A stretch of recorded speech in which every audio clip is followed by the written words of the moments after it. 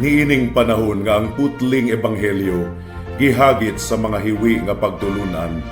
Kinahanglang mubarog ang mga tinuna ni Kristo sa pagpakigbisog sa paglaban sa pagtuo nga makausa ug alang sa tanang panahong gihatag sa Dios ngadto sa iyang katawhan. Mao'y hinungdan nga namugna kining tulumanon ang putling ebanghelyo. 30 minutos nga pagsabwag sa tinuod nga ebanghelyo kauban ni Pastor Jeremias hangad ang putling ebanghelyo. Ang putling ebanghelyo. Ang putling ebanghelyo.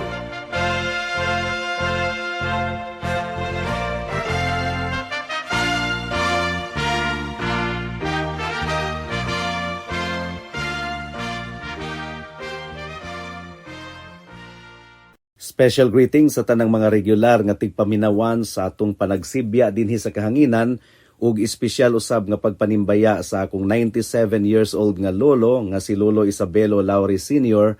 ug sa akong 74 years old nga nanay nga si Nanay Kunsing nga naminaw karon. Alang sa pagpamalandong sa pulong sa Ginoo, please turn with me to Romans chapter 8 verse 18. Ang giingon dinhi, tungod kay akong giisip nga ang mga pag-antos ni ining kamulong nga panahon, dili takos itandi sa kahimayaan nga mapadayag nga rika nato. May the Lord bless the proclamation of His word at this moment. Sugod sa versikulo 9, mga kaigsuunan, gipasabot gayod ni Pablo ang pinasahi nga panalangin nga naambit sa tanang mga katawhan sa Dios. We all share in God's indwelling spirit. Ang balaang espiritu nagpuyo dinhi kanato. Usa kini ka universal blessing sa tanang mga anak sa Dios. Ang giingon sa Romans chapter 8 verse 9, apan kamo wala na diha sa unod kundili diha na sa espiritu. Kung tinuod gayod nga ang espiritu sa Dios anaa diha kaninyo. Si bisan kinsa nga wala diha kaniya, ang espiritu ni Kristo dili iya kaniya. So walay Christian nga exempted sa panalangin sa balaang espiritu. And then sa verse 14, naghisgot si Pablo mahitungod sa pagmando sa espiritu, and then iya kining girelate sa atong pagkasinagop sa atong Dios. Ang giingon sa verse 14, tungod kay kutob sa gidaghanon nga mga gimanduan sa espiritu sa Dios, sila mga anak sa Dios. O kung atong basahon ang verse 15, gitawag ni Pablo ang espiritu isip espiritu sa pagsagop. Ang giingon dinhi, tungod kay wala kamo makadawat sa espiritu sa pagkaulipon aron mahulog pag-usab ngadto sa kahadlok, kundili nakadawat kamo sa espiritu sa pagsagop, ingon nga mga anak nga pinaagi kaniya mutawag kita og Aba, Amahan. Ug ipasabot usab ni Apostle Paul nga ang tanang mga nakabaton kang Kristo nausab kaniadto mga kaaway sa Dios apan karon mga anak na sa Dios, and we are able to cry out to Him as our Father. Mao nga gidugang pa ni Pablo ang lain pang benepisyo sa atong pagkaanak sa Dios nga mga sinagop niyang mga katawhan. Romans chapter 8 verse 17. Ang giingon dinhi, ang espiritu mismo ang nagsaksi kauban sa atong espiritu nga kita mga anak sa Dios, ug kung mga anak nan mga manununod sa Dios ug isig ka manununod kauban ni Kristo. Kana kung magantos kita kauban niya aron nga kita mahimaya usab kauban niya. So nakaambit kita sa tanang mga buta nga iya ni Kristo. Ug kung nakaambit kita sa tanang mga buta nga iya ni Kristo, ang buot ipasabot niini mga kaigsuonan, nakaambit usab kita sa iyang mga pag-antos. Ang bag-ong tugon, nagbalik-balik gayud sa pagsulti kanato nga ang pag-antos dili gayud kini mabulag sa atong pagka-Kristohanon. In fact, niini nga passage mga kaigsuonan, gihisgutan ni Pablo nga ang pag-antos mao kini ang atong dalan ngadto sa kahimayaan. Ug sa verse 18 sa atong teksto niining taknaa, gipasabot ni Pablo nga ang atong kamulong nga pag-antos dili gayud ikatandi sa kahimayaan nga nagpaabot kanato, ang atong future glorification. Ang giingon sa Romans 8:18, tungod kay akong giisip nga ang mga pag-antos ni ining kamulong nga panahon dili takos itandi sa kahimayaan nga mapadayag ngari kanato. So dunay upat ka bahin ang atong pamalandong ni ining taknaa ug hinaot nga tabangan kita sa atong buhi nga Dios nga masabta nato ang iyang pulong. Mudangat na kita sa unang punto, the reckoning of suffering. Giunsa pagtagad ni Pablo ang kamulong nga pag-antos. Ang tubag, iya kunong giisip ang kamulong nga pag-antos nga dili gayud ikatandi sa kahimayaan nga nagpaabot kanato. Now, kinahanglan natong masabdan nga si Apostle Paul, siya ang pinaka nag-antos sa tanang mga apostol ni adtong panahona. Apan ang iyang giingon mga kaigsunan, taliwala sa iyang pag-antos, iyang giisip nga kadtong mga pag-antusa dili ikatandi sa kahimayaan nga nagpaabot kaniya ug mo kini ang atong leksyon nga kinahanglan natong makatunan. Si Pablo sa 1 Corinthians chapter 4 verse 9 hangtod sa 13 iyang gipasabot nato ang pag-antos nga iyang nasinatian. Ang giingon dinhi, tungod kay naghuna-huna ako nga gipakita kami sa Dios nga mga apostol ingon nga pinakaulahi sa tanan, sama sa mga kalalakinhan nga gisentensyahan nga mamatay, tungod kay nahimo kaming talan-awon sa kalibutan sa mga anghel ug sa mga tawo. Mga buang-buang kami tungod ug alang kang Kristo. Apan kamo mga manggialamon diha kang Kristo. Huyang kami, apan kamo kusgan. Anaa kamo diha sa kadungganan, apan kami walay kadungganan. Sa kamulong nga oras, gigutom kami o giuhaw, halos wala kami biste o ginakulata, ug walay puloy-anan, ug nangabudlay kami, nga nagpamuhat pinaagi sa among mga kamot. Bisa gibiay-biay, nagpanalangin kami, bisa gilutos, nagantos kami, bisa gidaot nangaliyupo kami, hangtod karon, nahimo kaming mga hugaw sa kalibutan, mga basura sa tanang mga butang. Grabe ang mga pag-antos ni Pablo nga iyang gidescribe niini nga passage mga kaigsuunan. O kung atong basahon ang 2 Corinthians chapter 11 verse 17 hangtod sa 28, ginarate gayud ni Pablo ang dili gayud masukod nga mga pag-antos niya tungod og alang sa atong Ginoong Hesukristo. Na wala lang kay giisip ni Pablo ang iyang mga pag-antos nga dili ikatandi sa kahimayaan nga nagpaabot kaniya, kundili iya kadtong gibuhat mga kaigsuunan nga gigamhan sa balaang espiritu. Mao kini ang perspektibo sa Ginoo mahitungod sa pag-antos ug mauusab kini ang perspektibo ni Pablo mahitungod sa pag-antos. For example, 1 Corinthians chapter 2 verse 9 hangtod sa 10. Ang giingon ni Pablo dinhi, apan sama sa nahasulat, kung unsa ang wala makita sa mata, ni madungog sa dalunggan, ni mahuna-hunaan sa kasing-kasing, kung unsa man ang giandam sa Dios alang kanila nga nahigugma kaniya. Kining buta nga gipadayag sa Dios pinaagi sa Espiritu, tungod kay ang Espiritu nagasusi sa tanang mga butang, bisan pa ang mga kahiladman sa Dios. So it is the Holy Spirit that searches everything. Ug ang perspektibo sa balaang espiritu mga kaigsunan is that ang tanang mga anak sa Dios makasinati gayud og mga pag-antos gumikan kay dalan kini ngadto sa kahimayaan isip mga katawhan sa Dios.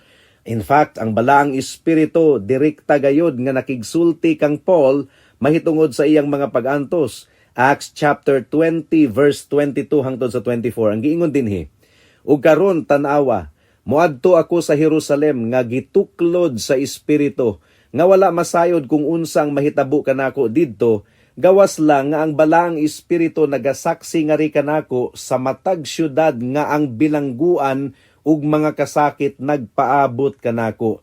Apan wala nako kwentaha ang akong kinabuhi nga adunay bili o ingon nga bililhon alang kanako, kung matapos ko lang gayod ang akong tahas ug buluhaton nga akong gidawat gikan sa Dios nga si Jesus, aron mo saksi mahitungod sa ebanghelyo sa grasya sa Ginoo.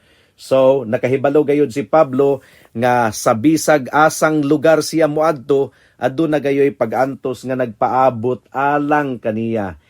And the Bible is also informing all of God's people nga pinaagi sa tumang nga mga pag-antos makasulod kita sa gingharian sa Dios. Of course, dili ang atong pag-antos ang atong maluluwas, kundili ang atong Ginoong Hesukristo, ang iyang dugo ug pagkamatarong mao ang nagluwas kanato, mao ang basihan sa atong kaluwasan nga atong nadawat pinaagi lamang sa pagtuo, apan gumikan kay walay sulugoon nga mas labaw pa kaysa amo, ug kung ang atong amo nga si Jesus gilutos, makasinati usab kita og mga paglutos.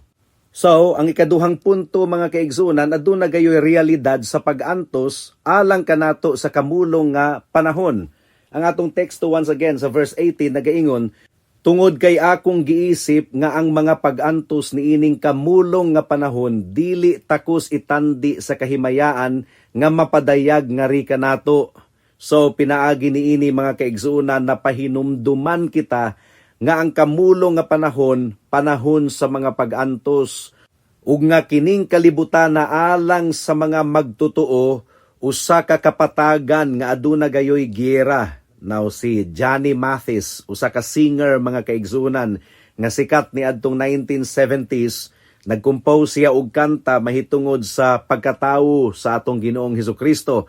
Akong basahon ang lyrics mga kaigsunan ha, ang giingon ni Johnny Mathis, because the world is waiting for one child, a child that would grow up and turn tears to laughter, hate to love, war to peace, and everyone to everyone's neighbor, misery and suffering would be forgotten forever.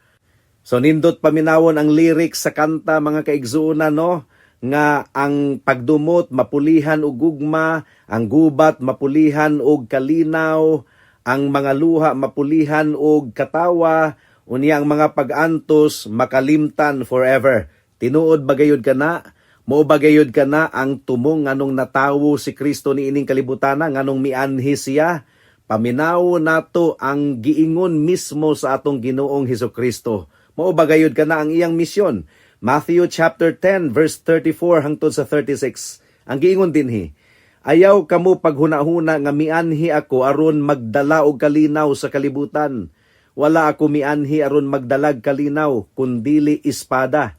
Tungod kay mianhi ako aron paawayon ang anak nga lalaki batok sa iyang amahan ug anak nga babayi batok sa iyang inahan ug binalayi batok sa iyang ugangan nga babayi ug ang mga kaaway sa usa ka tawo mao ang mga sakop sa iyang panimalay. So, opposite ang kanta ni Johnny Mathis sa migawas mismo sa baba sa atong Ginoong Hesukristo.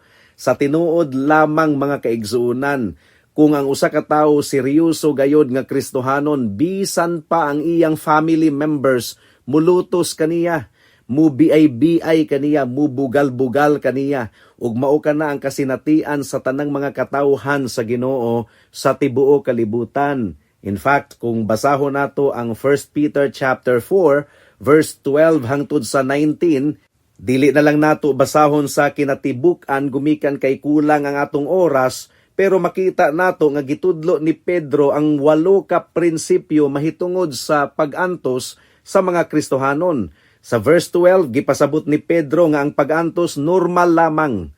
Sa verse 13, ang pag-antos kinahanglan gayud nga masinatian. Sa verse 14, ang pag-antos usa ka dakong panalangin alang sa mga katawhan sa Dios.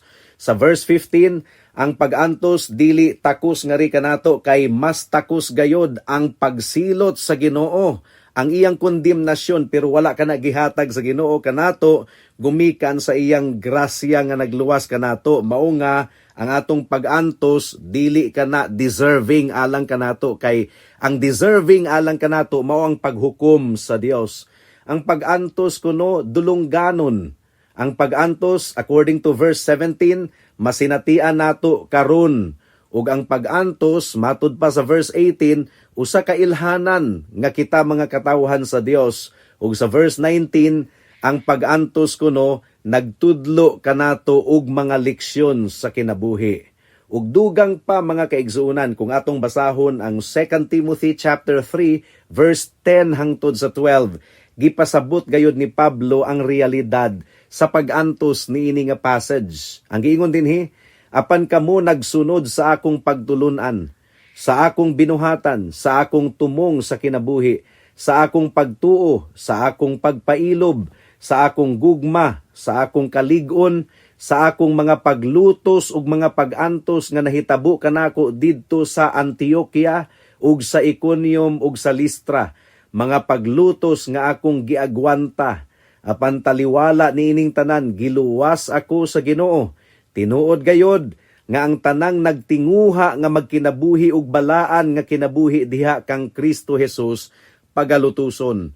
Prangka gayod kaayo kini nga statement ni Apostle Paul, mga kaigsunan. Busa ka ng mga nagtudlo diha, mga nagwali nga kung ikaw kuno mahimong Kristohanon, mahimong hayahay ang imong kinabuhi, that's not true. Kung ikaw mahimong Kristohanon, pagalutuson gayud ikaw sa kalibutan. Apan, ang giingon sa atong teksto karon, ang atong mga pag-antos sa kamulong nga panahon, dili gayud ikatandi sa kahimayaan nga nagpaabot nga rika nato.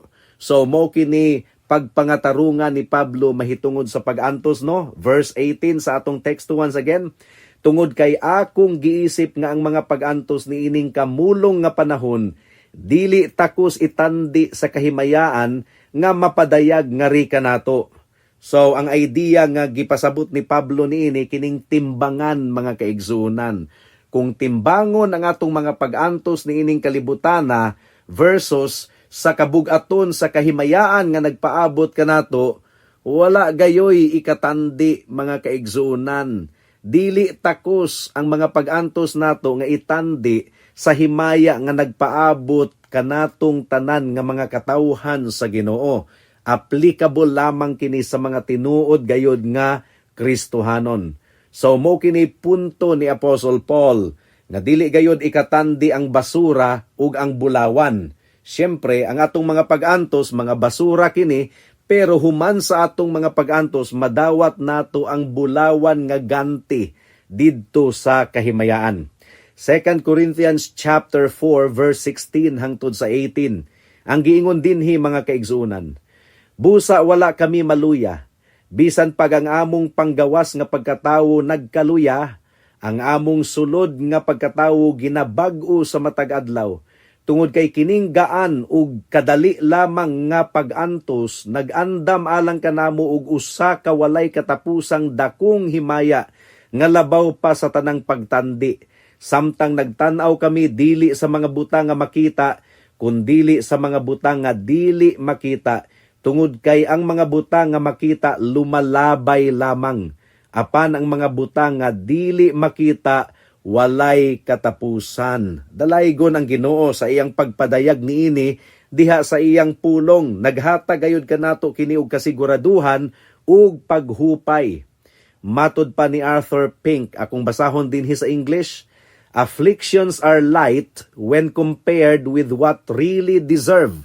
Gaan ra gani kuno kaayo ang atong mga pag-antos kung itandi kini sa pagtunglo ug paghukom nga angay unta natong madawat. Nausumpay pa ni Arthur Pink, they are light when compared with the sufferings of the Lord Jesus Christ. Ang atong mga pag-antos kuno gaan kaayo kung atong itandi sa pag-antos sa atong Ginoong Hesukristo. Dugang pa, but perhaps their real lightness is best seen by comparing them with the weight of glory which is awaiting us. Ang giingon ni Arthur Pink, basin kuno ug ang tinuod gayud nga pagkagaan atong makita kung atong itandi ang atong kamulong nga mga pag-antos sa kahimayaan nga nagpaabot kanato.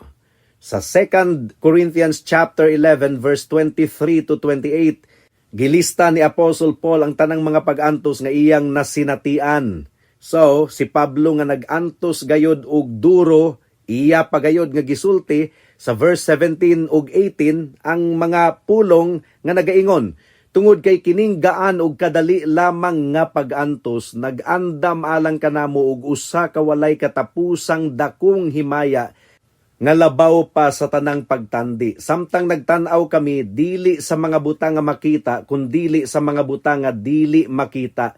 Tungod kay ang mga butang nga makita lumalabay lamang, apan ang mga butang nga dili makita walay katapusan. And that leads us to the fourth and final point of our meditation at this moment, the reassurance of suffering. Ang kasiguraduhan nga gihatag sa pulong sa Dios kanato mahitungod sa pag-antos. So atong basahon ang teksto once again. Usa kini ka katingalahan gayud nga butang mga kaigsunan, ang kahimayaan nga nagpaabot kanato. Ang giingon dinhi, tungod kay akong giisip nga ang mga pag-antos niining kamulong nga panahon, dili takos itandi sa kahimayaan nga mapadayag nga ri kanato. So una, ang kahimayaan nato sa umaabot nagpunting ngadto sa atong Ginoong Hesukristo nga makita nato siya ug makauba nato siya sa walay katapusan. Mao kini ang pinaka paglaom nato. Si Kristo ang gitawag nga grand culmination of our salvation. Ang kaluwasan mga kaigsunan dili lang aron nga maluwas kita gikan sa impyerno. Ang kaluwasan mao nga makita nato ang atong Ginoong Hesukristo ug madamlag sa iyang kinatibuk-an nga himaya.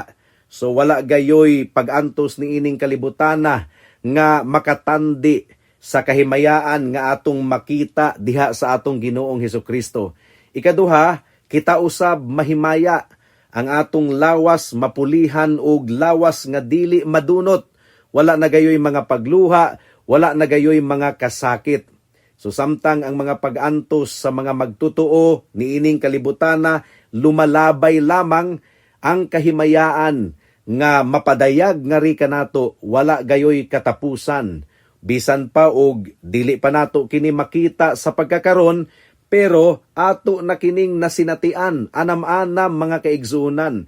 Pero ang pinaka-discovery nato niini umaabot pa sa pagbalik sa atong Ginoong Hesukristo kung makauba na nato siya sa walay katapusan. Kung atong basahon ang Pinadayag Kapitulo 19, versikulo 7 hangtod sa 9, atong makita dinhi ang tumang kalipay gayod sa mga katawhan sa Dios kung makita na nila ang ilang manluluwas nga si Ginoong Hesukristo. Ang giingon dinhi magmaya kita og magdayig ug maghatag kaniya og himaya.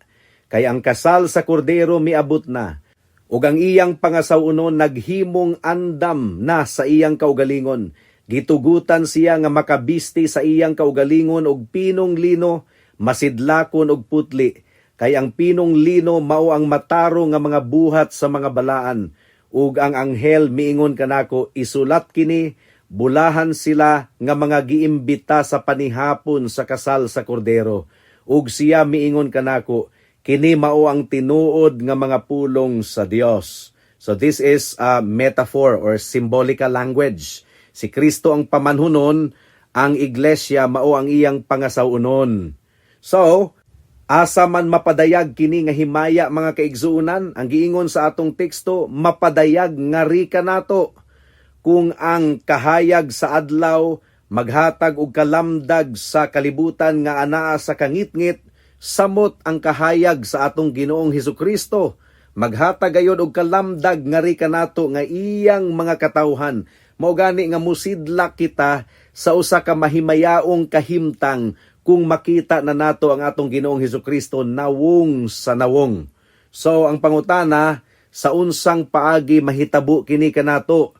Well, ang gitubag sa Biblia, dili gayud nato ma-imagine mga kaigsunan, wala pa kitay idea. At least gihatagan kita og general concept kung unsang mahitabo kanato, pero kung sa actual mga kaigsunan dili gayud nato ma-imagine karon. Ang giingon sa 1 John chapter 3 verse 2, mga hinigugma, mga anak kita sa Dios karon, ug ang mahitabo kanato wala pa mahitabo.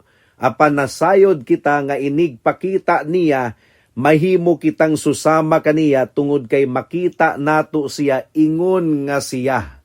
So, ato gayong makita kini ug masinatian sa actual inigbalik sa atong Ginoong Hesukristo. Mudangat na kita sa mga aplikasyon.